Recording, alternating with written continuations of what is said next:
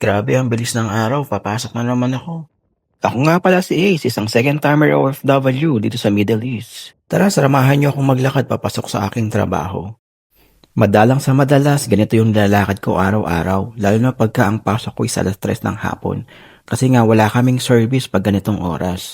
Actually, meron naman kaming service, yun nga lang maghihintay ka. Pero pag pang umaga ako, hindi na rin ako sumasabay sa aming service. Masyado kasi ako napapaaga nakakarating sa trabaho.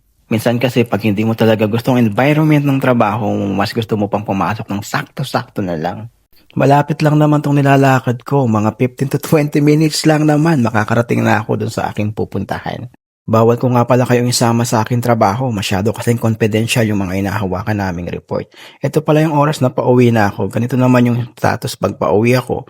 Tignan mo yung, ayan, napakadilim pero huwag kayong mag-alala, napaka-safe naman dito sa Dubai. Kahit ganyan kadilim dyan, safe na safe naman.